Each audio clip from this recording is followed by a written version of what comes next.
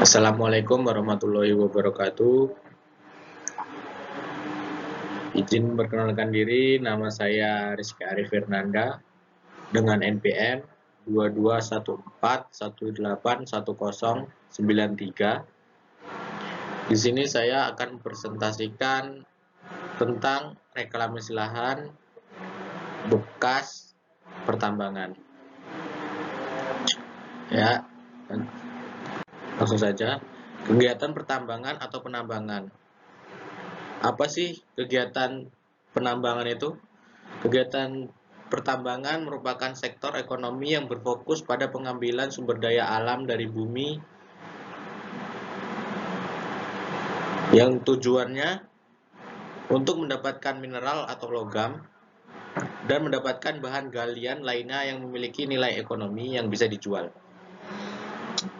Penambangan merupakan sebuah kegiatan pengambilan endapan bahan tambang yang berharga dan bernilai ekonomis seperti emas, batu bara, timah, nikel, dan sebagainya dari bumi baik secara mekanis maupun manual.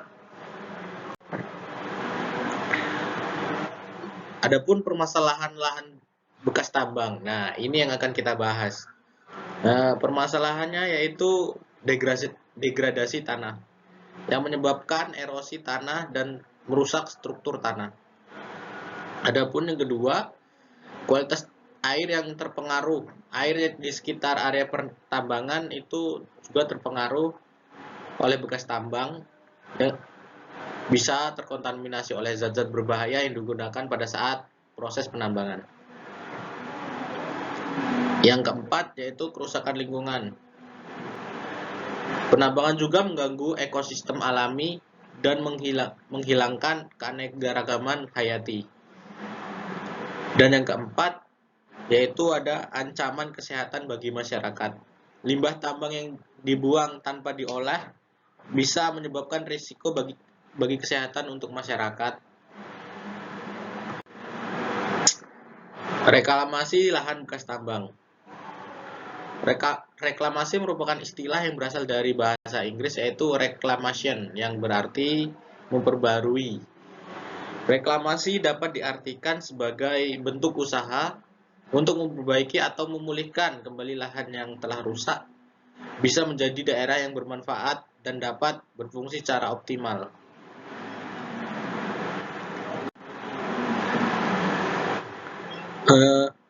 Adapun prinsip lingkungan yang hidup yang wajib dipenuhi dalam melaksanakan reklamasi dan pasca tambang yaitu yang pertama, perlindungan terhadap kualitas air permukaan, air tanah, air laut, tanah, dan juga udara. Kedua, perlindungan keanekaragaman hayati. Yang ketiga, penjaminan stabilitas dan keamanan timbunan batuan penutup, kolam tiling, lahan bekas tambang, dan struktur buatan-buatan lainnya. Yang keempat, ada pemanfaatan lahan bekas tambang. Dan yang terakhir, itu memperhatikan nilai-nilai budaya dan sosial setempat. Adapun hal-hal yang perlu diperhatikan dalam reklamasi lahan bekas tambang, yaitu dampak perubahan dari kegiatan pertambangan ini sendiri. Dan yang kedua itu rekonstruksi tanah. Dan yang ketiga revegetasi. Revegetasi ini ya seperti penanaman tanamannya kembali gitu, seperti reboisasi tapi beda dikit. Dan yang keempat itu ada pencegahan air asam tambang. Keempat, pengaturan drainase. Dan yang keenam, ada tata guna lahan pasca tambang. Adapun langkah-langkah dalam melakukan reklamasi. Yang pertama yaitu pemantauan awal. Kedua, perencanaan reklamasi itu sendiri. Dan ketiga, persiapan lahan. Keempat, drainase dan pengolahan airnya. Yang kelima, pemulihan vegetasi. Keenam, penangkapan dan pengolahan limbah. Ketujuh, rekayasa hidrologi. Kedelapan, pemantauan lingkungan. Yang kesembilan, perencanaan restorasi. Yang kesepuluh, konsultasi dengan pihak terkait. Yang kesebelas, evaluasi dan koreksi. Dan yang terakhir, pelaporan dan dokumentasi. Adapun dampak atau manfaat reklamasi lahan pasca tambang ini, yang pertama yaitu meningkatkan kualitas tanah dan pengendalian erosi. Yang kedua, mengurangi kandungan logam berat. Dan yang ketiga itu memulihkan flora dan fauna serta meningkatkan keanekaragaman hayati di area lahan tersebut. Kelebihan reklamasi yaitu proses reklamasi membantu mengembalikan lahan yang dulunya rusak atau terdegradasi menjadi lahan yang produktif atau bisa digunakan kembali. Yang kedua, reklamasi lahan bekas tambang dapat menciptakan peluang pekerjaan. Ya, karena lahan bekas tambang tadi direklamasi menjadi lahan yang produktif ya. Dan yang ketiga, yaitu lahan yang telah direklamasi dapat digunakan untuk berbagai tujuan seperti pertanian, pariwisata, atau mungkin perumahan atau pemukiman. Adapun di sini kan tadi ada kelebihan, di sini juga terdapat kekurangan dari reklamasi. Yang pertama yaitu proses reklamasi seringkali memerlukan biaya yang tinggi dan waktu yang cukup lama. Dan yang kedua, kesulitan dalam mencapai hasil yang memuaskan dapat menjadi masalah utama dalam reklamasi lahan bekas tambang ini. Dan yang terakhir yaitu kendala teknis dan ilmiah seringkali menjadi hambatan dalam upaya reklamasi.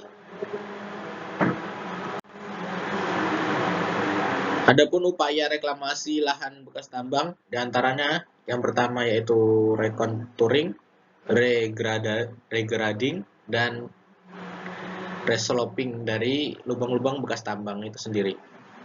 Dan yang kedua, revegetasi baik dengan tanaman asli lokal, tanaman kehutanan introduksi, ataupun tanaman lainnya yang dinilai akan bermanfaat untuk mempercepat dan meningkatkan keberhasilan usaha reklamasi itu sendiri.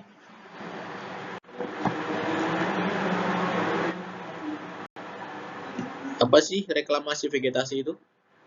Salah satu penentu keberhasilan reklamasi salah satunya adalah dengan pemilihan tanaman yang sesuai dengan kondisi lahan.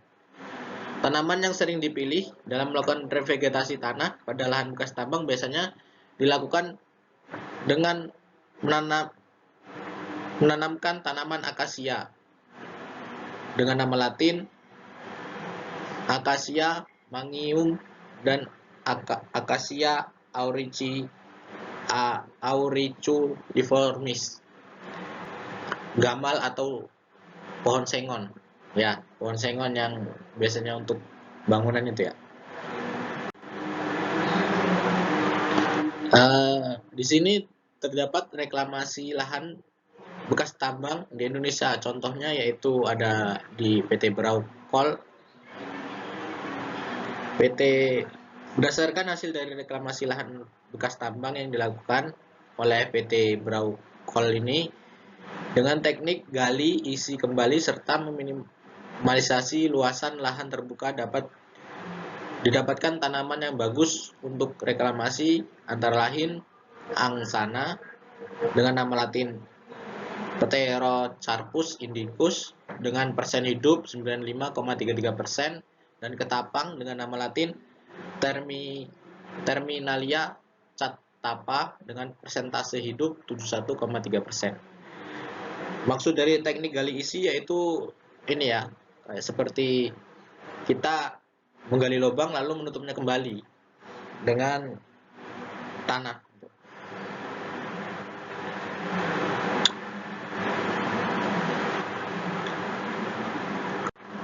Nah, mungkin sekian presentasi dari saya. Jika mungkin ada salah kata dalam presentasi, saya mohon maaf. Kepada Allah saya mohon ampun. Sekian presentasi dari saya akhiri. Wassalamualaikum warahmatullahi wabarakatuh. Terima kasih.